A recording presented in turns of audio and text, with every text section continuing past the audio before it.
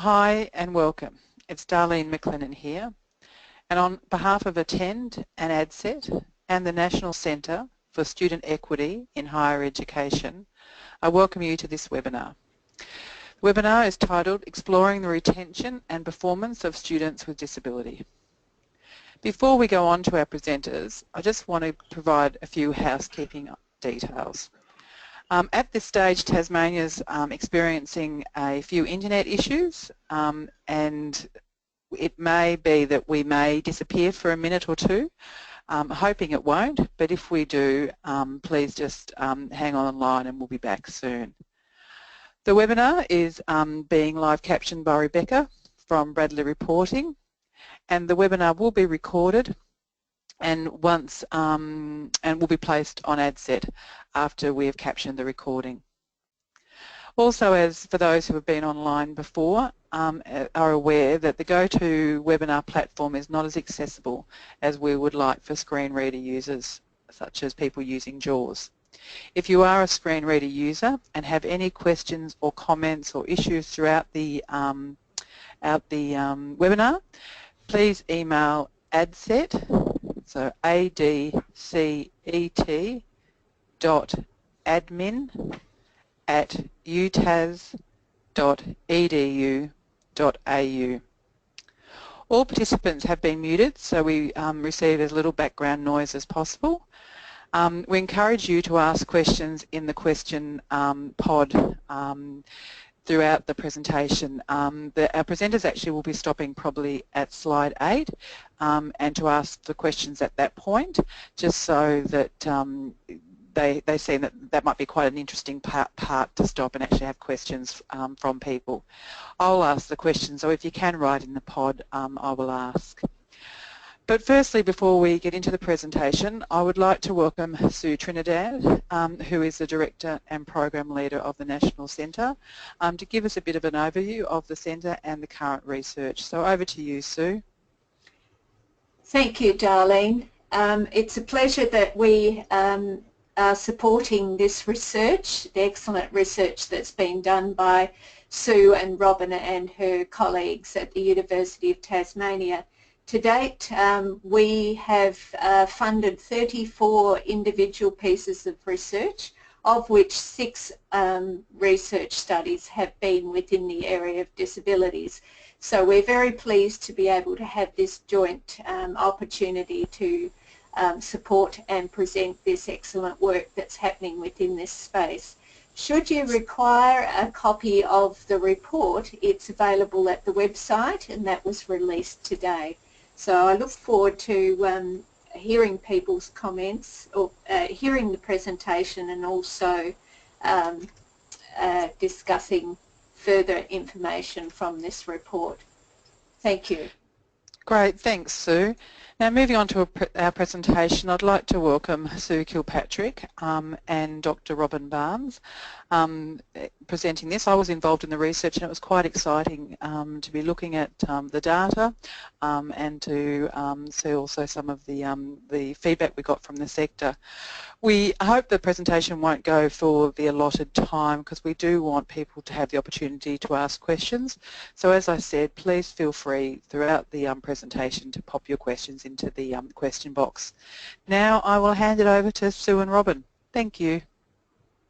Thanks, Darlene. This is Robin Barnes, and I'm going to start off the presentation today. So again, our topic was exploring the retention and success of students with disability. The research was led by Professor Sue Kilpatrick, and other project partners were myself and Darlene, as well as Dr. Susan Johns, Sarah Fisher, and Carrie Magnuson, who aren't with us today. Okay. Next slide. Okay. I'll start off with the project background and the aim of the research. So education plays an important role within society by increasing opportunities and assisting individuals and communities to achieve their economic potential. Students with disability in higher education is increasing, and the 2012 stats were that the proportion of the population now considered to experience disability is about 18.5%. The national data shows differences in the retention and success between universities, but the reason for this is not very clear. We do know that the success rate of students with disability is lower than for other students. So the aim of this research was to explore the relationship between supports and university adjustments for students with disability and their retention and success. Next slide, please. We took a mixed method approach to this research, and we had 3 research questions. The first being, how do universities compare in retention and success of students with various disability types? The second question was, how does student retention and success compare in terms of policy and practice approaches to the provision of adjustments and supports for students with various disability types? And the third research question was, what approaches should universities take in the provision of adjustments and supports for students with various disability types? Next slide, please. So we started off with some quantitative data analysis, and we requested data from the higher education student data collection from the years 2007 to 2013. Now, at the time of this project, that was the most recent data that was available. The data was broken down into 6 disability types of hearing, learning, mobility, vision, visual, medical, and other, and also including if student services were, if students needed services. Now, these are the same disability types that students would choose from on their enrollment forms. So the data for the commencing students, so we had data for the commencing students, enrollments, student retention and access for each of those disability types for the 7 years for Table A and B providers. And we did examine the data by disability type, university groupings, and university size. Next slide, please. We also did a qualitative approach to collecting some data. So we did a desktop audit of the Table A and B university providers using publicly available information from the disability section of the website. And this was to look for readily and easily available data about what type of adjustments and services the universities provided. And it was just to find data that was very easily accessible to, say, maybe a student with disability or a parent of students. We also did a comprehensive literature review and conducted 9 semi-structured interviews with disability practitioners. These interviewees were selected quite purposefully to represent a mix in terms of different university sizes and different university groupings. And we also, at the end of the project, developed from those interviews principles for good practice and validated those with disability practitioners. Next slide, please. So this first set of graphs is looking at the percentage of commencing students with disability. So we're looking at commencement here. And in the first graph on the top right, we see that on the x-axis, and this will be the same for all of the graphs, that on the x-axis we have the time period, so from 2007 to 2013. And we can see that the number of students with disability has steadily increased from 2007, where we had about just over 3.5% of the total student body was students with disability, and that has increased to just over 5% in 2013. If we look below that graph to the second graph, which is directly below, what we did here is over time we looked at the percentage of commencing disability students by the type of disability. So what you can see is that the distribution of disability types has really remained the same over the 7-year period. So students with a medical disability are the largest proportion of disability students. It is a bit, it looks a little bit misleading that the needs services is close to 50% across. But what that is that of all the students that identify with having a disability, they indicate whether they will need services. So about 50% do indicate that they do need services, and that hasn't changed over time as well. The third graph, which is the one to the left, underneath the writing, is where we started to look at different university sizes. And we separated the universities into two groups here. Universities that had between 10,000 and 30,000 students, and larger universities with over 30,000 students. And what we see is that smaller universities have a larger proportion of students with disability. And this may be because a smaller university might not be as intimidating. It might be more attractive for people. They might not get lost in a crowd, and a safer environment, and also that they may have stronger relationships with staff members. Next slide. Okay. So here we've started to look at the success rate of students with disability. Now, success is measured in terms of academic performance. So this is the number of units passed with the units attempted. So in the top graph, again, it's for the years 2007 to 2013, and you'll see the red line going across is the total student success rate. So this is for all students at the university. And we see that students with disability are less. So students with disability have a lower success rate than the total student population. And this is pretty steady across that 7-year period. Now, in the bottom graph, we've separated it out by disability type. And compared it to the total disability population.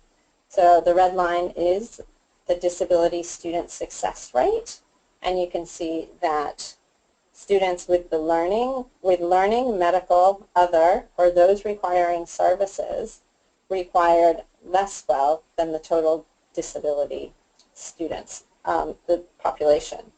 But those with hearing, mobility, or visual disability performed better than the average disability student. Okay, next slide.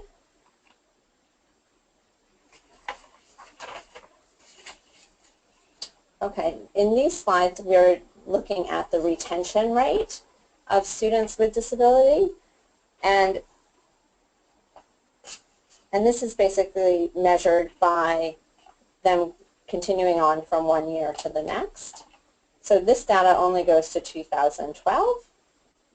And again, in the top graph, we have the total student retention as indicated by the red line, and the disability student retention, which is slightly increasing in years 2011 and 2012, but it's still consistently lower than the total student population. In the bottom graph, we've again compared the disability types to the total disability student retention, and there are a few differences here. Students with learning disability consistently had a higher retention rate than other disability students, but those who have identified as having an other disability were consistently retained at a lower rate than the total disability retention rate for students. So that's the end of the quantitative data, and we think that this is a good time to stop and pause for questions as it might before we move into the qualitative results. Okay, one of the questions raised, Robin, is, are students with mental health conditions listed under medical or other? and where do students with autism sit? Well, those with the mental disability is a bit of, because this is a self-selecting, disclosed disability, they can really choose wherever they want to disclose or not disclose at all. So that is one of the findings that Sue will be presenting later, is that there isn't a clear category of disability for students with mental health issues, or autism for that matter. Yep, and another question was similar in just where people like with Crohn's or other medical conditions, if they'd set themselves under medical, and I suppose once again that's probably a similar answer, is it is self-identification, and the actual terms that are used are actually come from the Department of Education and Training and their data collection. So, so I think we often hear anecdotally that mental health and students on the autism spectrum, there's been a significant increase within the university and TAFE sector, but it's hard to kind of get that data because where does somebody on the spectrum or somebody with mental health actually put themselves? So, yeah, I mean, that was a big finding that we did find that came out of this, is that, you know, if they select into to disclose into medical or other, they may get may not get the services that they absolutely need. Yep. Another question was around if students have multiple disabilities, and once again, I suppose the data set doesn't allow for identification of more than one. No, it doesn't. They can select more than one on the forms, but we can't identify whether a student has selected more than one. Yeah. And just another question, has the data been sourced from students self-declaring only, or has it captured additional from practitioners? No, it was from self-selecting only. Yep. So this first part of the presentation is around that self-selection that comes from the data set that was received from the Department of Education and Training. So, but the research also did other information. They have actually had contact with universities as well in the qualitative area, haven't they? Haven't you? Yes. Yes. Yep. Yes. Excellent. Just another question is, how are the retention rates calculated? What does the 1.0 mean? That is the it's a ratio of the retention of the this is the average. Oh, here it's the average. It's selected as just as the average total student retention rate. So it is that they're measured from 1 year to the next. So students that were retrained, and they just give the student retention for the total population a 1, so that they can compare with it. That's wonderful. Well, that's all the questions we've got for the moment. So if you want to go keep presenting, that would be great. All right. Well, I'll pass it over to Stu, who's going to present the qualitative results. Okay. Thanks, Robin. Just before we move on to the next slide, those questions were really very pertinent. If you look at the bottom graph on that slide 8 and the other line, you'll see in terms of the retention rate of students who declare self-disclose other, whatever other may be, that's round about the bottom of all the disability types. And so not really knowing what other is, and also the previous slide looked at the same with success. These students are not succeeding at the rate of other students with a disability, let alone the average student population, nor are they retained. So that you'll see that good pickup, whoever picked up on that. I think it was a few of you. So there'll be more of that in a moment. Okay, so let's move on to the next slide and talk about the qualitative results. So that was the first part of the project. Now, so in this part, we analysed some of the data that we got from our website search, where we looked to see what a prospective student would find out about the disability policies, accommodations and supports of a university. But this, what we're talking about here, is also a result of our 9 interviews with disability practitioners selected deliberately to represent different kinds of universities and sizes and so on, and also differences in performance in terms of retention, success, and the percentage of their student body that was made up by students who self-disclosed that they had a disability. So what did we find? Well, all the universities had at least one disability policy. Now those of you who have been in this sector for a little while will be well aware of DAPs, Disability Action Plans, which are mandated action plans. We were rather surprised to discover that not all universities had current disability action plans, but 87% had action plans, and then of those, quite a lot were out of date. So clearly the disability action plans were not key drivers of action, because there was a lot of action happening in universities around their disability policies. It's also well worth noting at this point in time that the data we had from the Commonwealth were necessarily old. So the annual data collections made in May of each year. So when we went looking for this data early in 2015, the last, most recent data we had applied to 2013, and it was submitted in May the previous year, but we started this at the beginning of the year. So we were looking at things that reflected past practices, and we were talking to our practitioners about current practices, and we were looking on the current websites. One of the key messages that we were expecting to be able to link the previous performance with what was happening in universities now, but because what we discovered was considerable change in universities now, past performance is not necessarily going to be a reflection of current performance. But nonetheless, I think we found some interesting things. So disability action plans were hiding away somewhere in the cupboard for a lot of these universities, but nonetheless there was an increasing importance being placed on formalised procedures. And one of the examples of that was ensuring that students had a learning access plan and encouraging learning access plans and making them a much more formal part of learning and teaching in universities. So we have a couple of quotes here, which I'll read for the benefit of those of you who are just listening. In my view, it hasn't actually played a very significant role in the way my university has developed its processes around this. It's been a bit more of a lip service, and that's to the Disability Action Plan.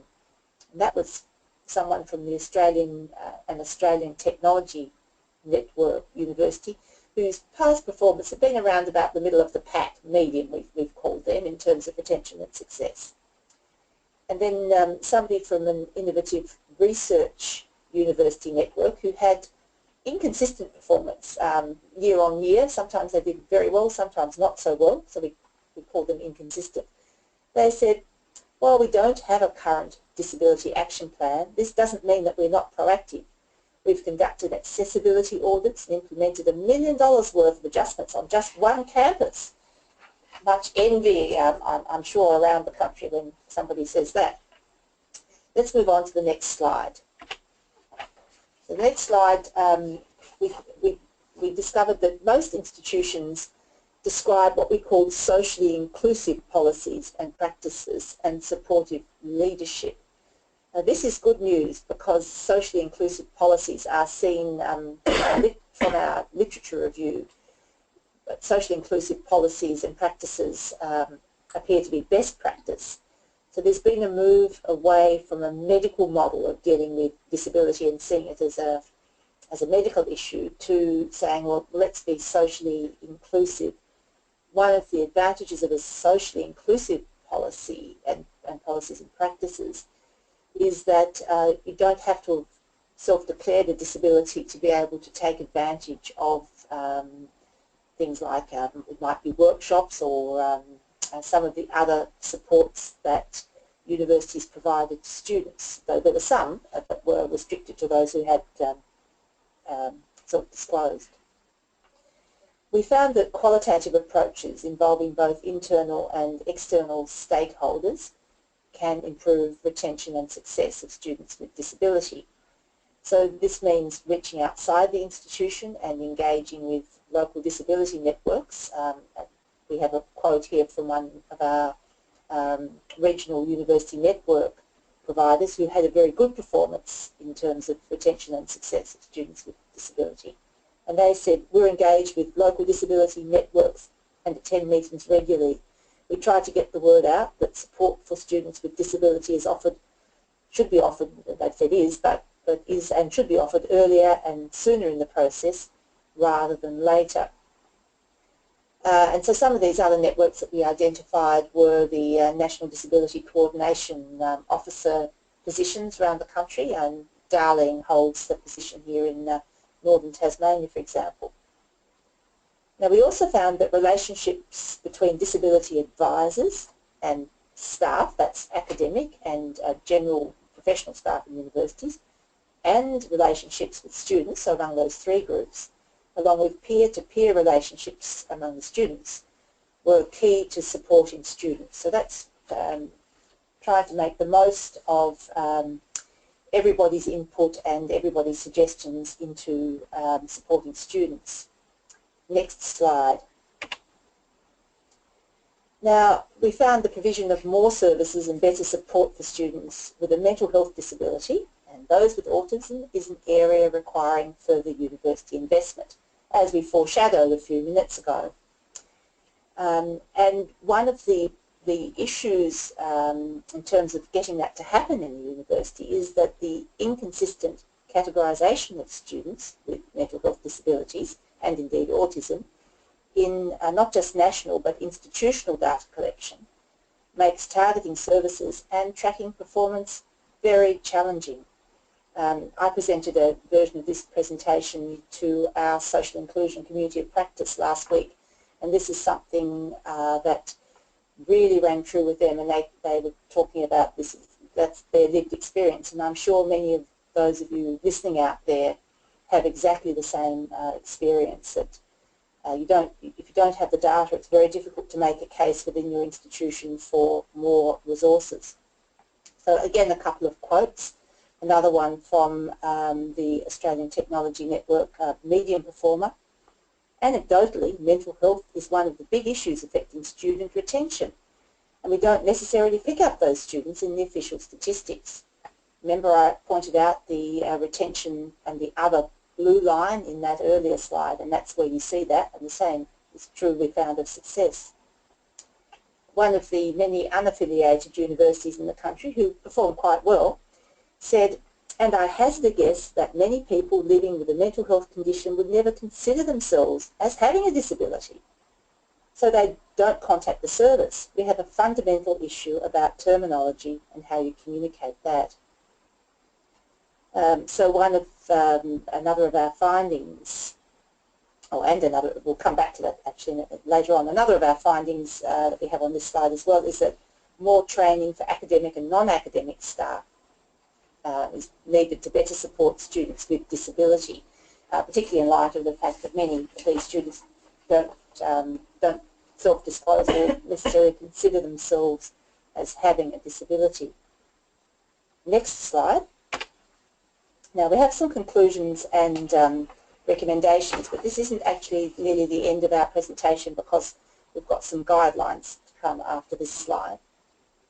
So our conclusions and recommendations, clear evidence within institutions, there is clear evidence within institutions of a shift from a medical to inclusive model, so things like the location of service units for students with disability were being located within broader equity wellbeing structures, and that there was university-wide responsibility being taken for students with disability.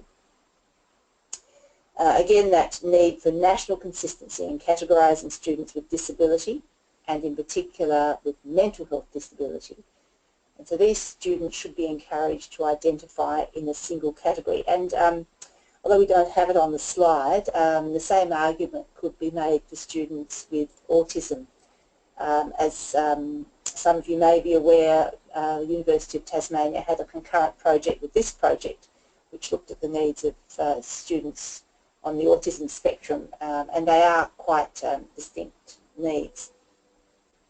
Our next conclusion was that we needed to have a conversation about changes to policy and practice that will increase enrolment, retention and success rates of students with disability toward the rate for all other students.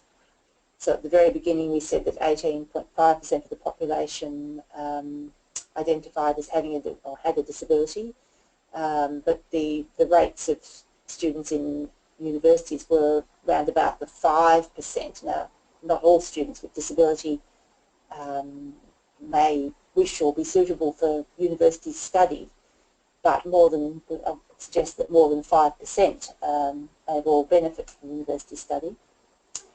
And then our final conclusion was that this conversation we need to have should be informed by the guiding principles for good practice that we have developed, which will be on the next slide. And so that's a good time, I think, to move to the next slide. Can we move to the next slide, please? So we have, I think, just so you've got some idea of what's coming up, 2 slides of guiding principles. So the rationale behind this was we wanted something quite practical to come out of our project, and the guiding principles are designed to help with that. So the first guiding principle is that we should operate under a whole of university inclusive framework that includes a concept of universal design. This was something that was also identified in the autism project. So universal design is thinking holistically about the design of a service in all sorts of aspects. So not just thinking disability action plan, and that's what we need to do, but how do we design our whole service so it's inclusive and takes needs of the diversity of the student population. Next, given our finding that only 87% of universities had a disability action plan and that many of those are out of date, ensuring that the policy framework supporting students with disability is current, is recommendation of good practice, but also should be flexible and relevant to the institutional context.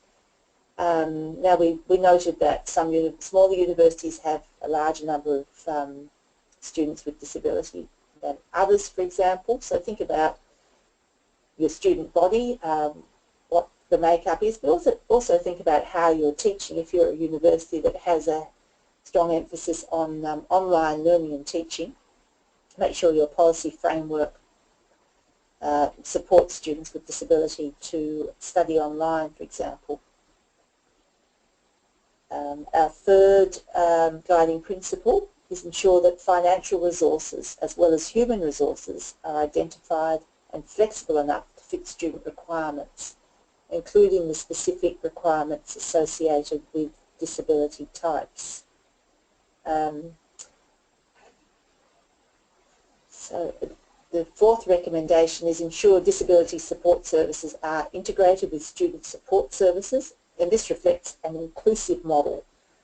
And so that a student wellbeing centre is somewhere that you go and it doesn't single you out as having disability necessarily, but equally it means disability practitioners can draw upon the other student support services that are available for the whole student body.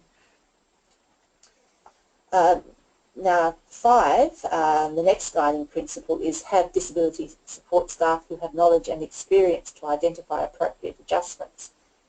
One of the potential dangers of having integrated disability support services is that you lose specialist knowledge. It's great if students can come up to a frontline service counter and receive appropriate support that matches their disability, but inevitably there are times when you need that next level up of specialist knowledge, and so universities need to retain knowledge and experience of staff to identify appropriate adjustments for students with disability type. Guiding principle 7. No, did I miss 5? No, 6. Sorry, 6, I missed 6. 6 is provide regular training for disability practitioners and other staff who is responsible for supporting and advising students with disability. The staff turnover, particularly under a shared model where we do have specialist generalists or generalist specialists, means that it's quite easy for your knowledge base to get out of date. Make sure it's up to date. And guiding principle 7 is related to that. Develop a staff training and awareness communication strategy in relation to students with disability for all staff, and particularly ensure sessional staff are included.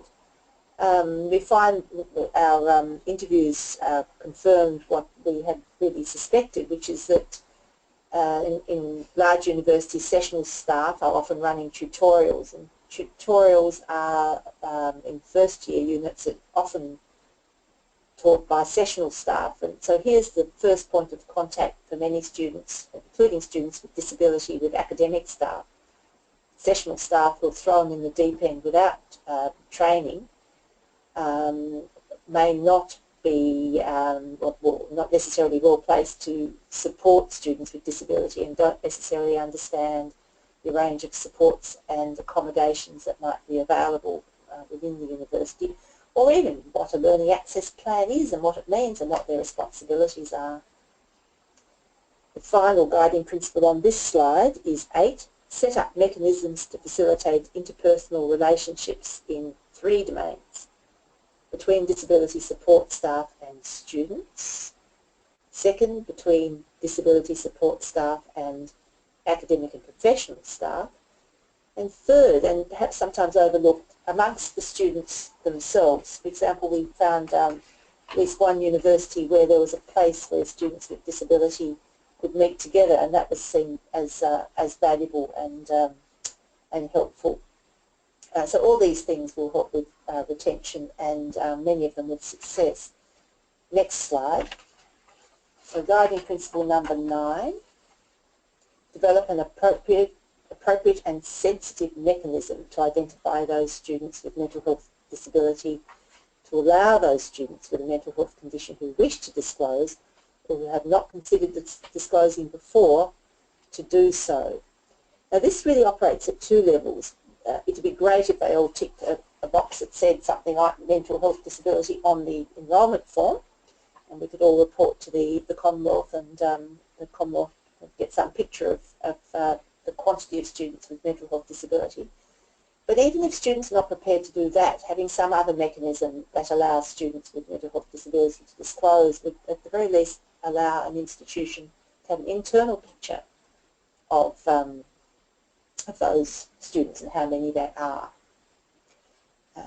Guiding principle 10 is really similar, and it's develop an appropriate and sensitive mechanism to identify those students with autism spectrum disorder, to allow those students with autism spectrum disorder who wish to disclose or who have not considered disclosing before to do so. So exactly the same thing, but they are, as I've said before, separate categories.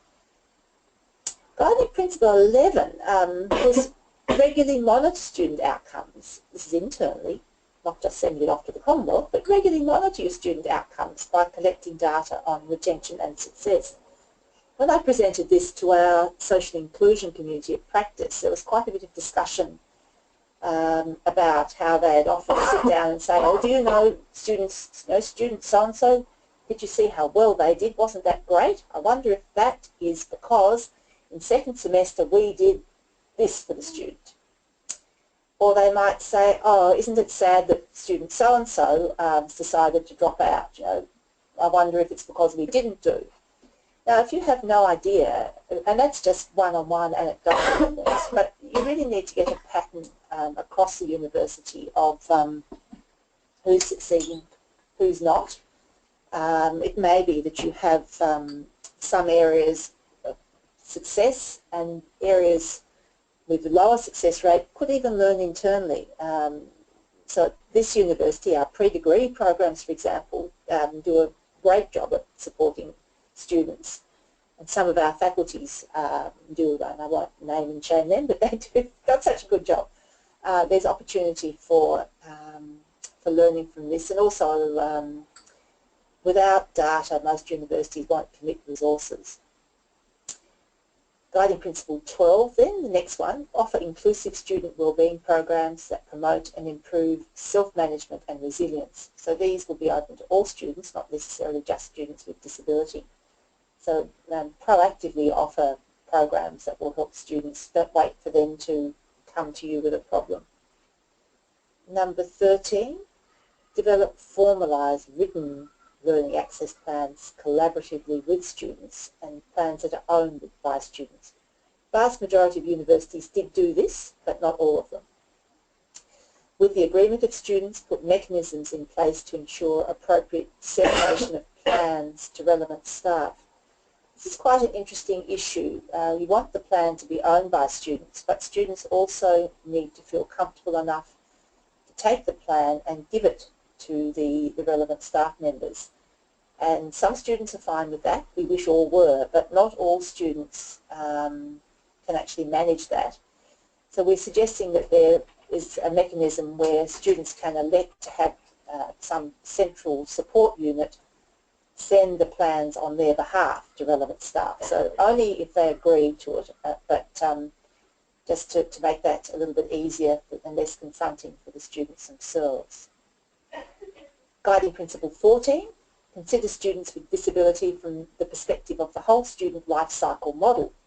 So start with recruitment and outreach strategies before they get to university, and don't just consider students with disability during the learning and teaching at university, but also think about the career transition stage and career transition strategies. So if, for example, you have an alumni mentoring program for students to help students transition into careers, ensure that students with disability are part of that program.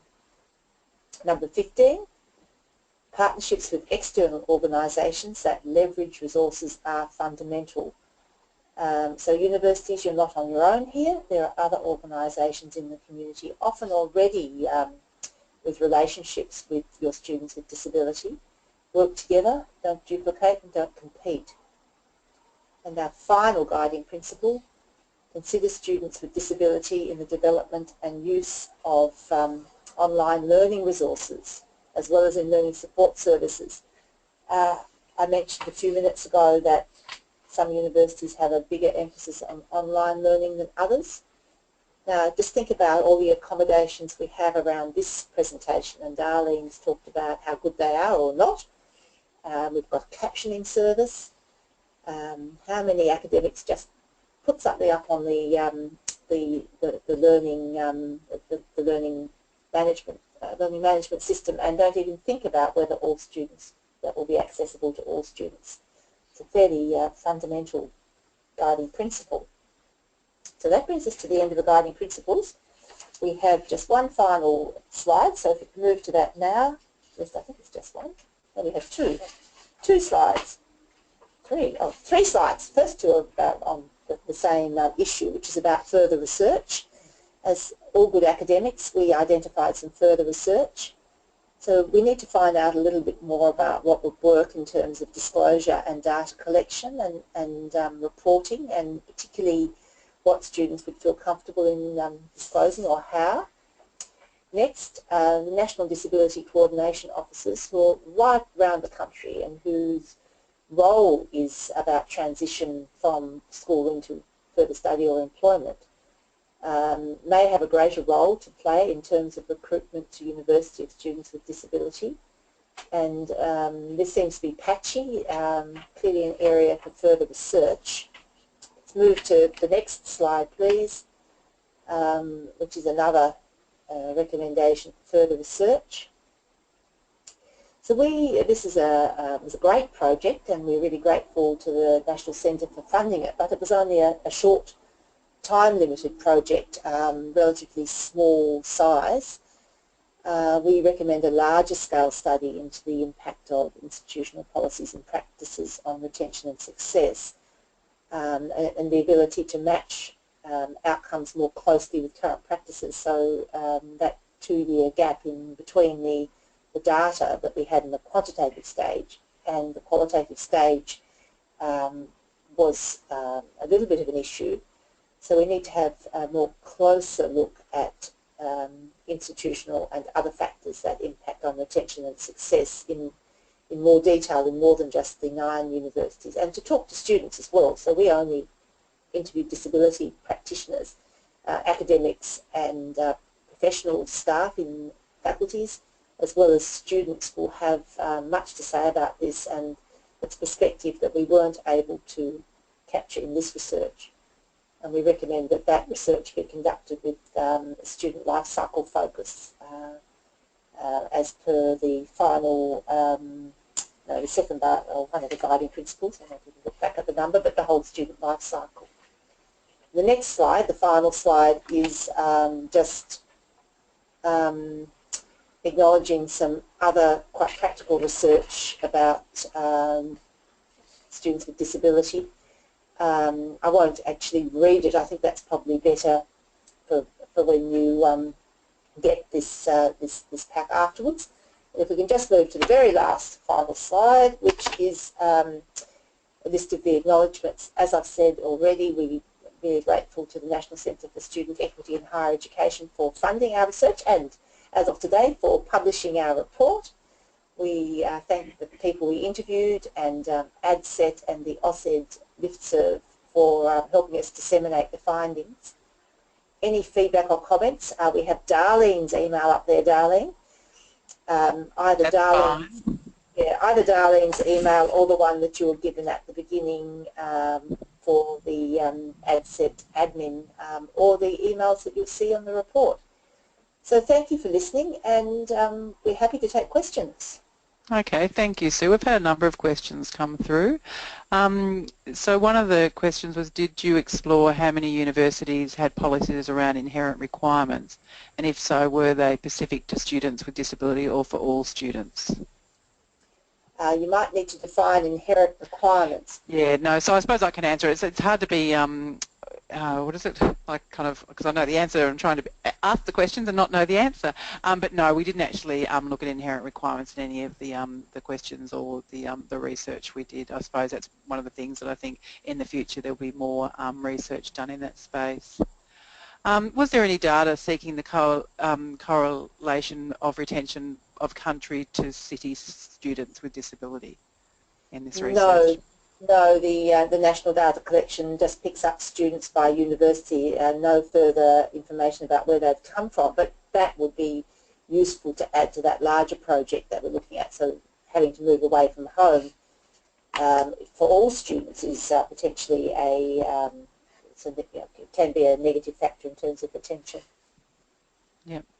Another question is, a factor in low retention rates may be that students are qualifying for places on courses that are too difficult for them. Perhaps previously in a student's life, teachers have been afraid to fail them. In these cases, we are setting them up to fail further down the line. Would you agree? Well, it's not something we looked into in this research. I mean, speaking more generally, I think universities do have a duty of care to ensure that any student they enrol, they believe has the capacity to succeed in the course they are enrolled in, but there are many contextual factors that and situational factors that cause students to drop out or not succeed. And they're not always apparent at the start of the course to either the student or the institution.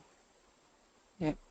Quite a lengthy question. One of the observations was the adoption of inclusive model. Given this and the fact that the needs vary across persons with the same disability, do you think students should self-identify their disability? And it goes on to say, wouldn't it be better if they identify their academic and or social behaviour needs? Because as we, the screen moved, as we know, every person is unique, and self-identification would lead to perceived notions. So any thoughts on that at all, Sue? Yeah, well, certainly a socially inclusive model should pick up on diversity, so that should handle diversity within a particular disability type. The reason that categorisation can be useful is somewhat pragmatic in my view. It's so that you can go to the university and say, we have this number of students with this kind of disability and they in general need this kind of service. I mean, it's very obvious for things like hearing disability where you need a transcription service or mobility disability, where you need to make sure that the rooms that students have to go to are actually physically accessible, it's much more challenging when you come to mental health or autism spectrum is not quite as bad, but mental health, definitely students vary, and that's where the socially inclusive model is helpful. But a category of other disability doesn't say to a university, hey, we need to have a really good counselling team with access to mental health support, whereas a category of mental health disability does give a university cause to think, perhaps we do need to employ another psychologist. Okay, thank you. Another question, did you consider and will you consider any non-university higher education sectors such as TAFE? I suppose it depends if you're doing any further research or where the money comes from. Well, yes, always happy for more research, but one of those other recent pieces of work that is on that, one of my many final slides is a vet sector project which does address the vet sector explicitly. So whoever asked that question, if when they get the presentation they would have a look. It's called Supporting Tertiary Students with Disabilities, Individualised and Institution Level Approaches in Practice. Yep. We also had Ali and Annie speak at a webinar a couple of months ago, so that's also up on AdSet, the recording of that. Sue Trinidad has also added into the chat pod, which I hope everybody can see, is that in regards to the inherent requirements, there was also research that has been released by the National Centre around the university's approach to inherent requirements that may be interesting for people to pick up and to read as well. So I might, looking at the time now, we might, and there's a couple of other questions, so what we'll do is actually go through those and add them to the end of, add them to the website, and answer them so people can go back and see an answer to their questions. I want to thank everybody for their time. I found it, even though being involved in the research, just stopping once again and looking, I know has motivated me to be certainly advocating within the university I work and across Australia for some of the key principles that have been identified today. So I thank Sue and Robin for presenting, and also to the National Centre for funding this project. It's been fantastic that the last 2 years there's been a number of projects that have been funded by the National Centre that supports the disability sector, and it's been something that I think we as a sector have been craving out for research to support the practice that we undertake and to ensure that we're doing things well and improving the outcomes for people with disability in the further education space. So I don't know if you want to make one final comment at all, Sue or Robin, or Sue, that's two Sues and one Robin. I think from us in Launceston, no, but just to emphasise that we're really pleased that there's been so much interest in this webinar, and we hope it's been useful for you. Yep, excellent. All right, well thank you everybody, and yes, we'll close off now, and as we said, the recording will be on AdSet, and we'll answer those questions that people have asked in the question pod that we didn't get to. Yes, thank you everybody for attending, and have a great Wednesday. Thank you.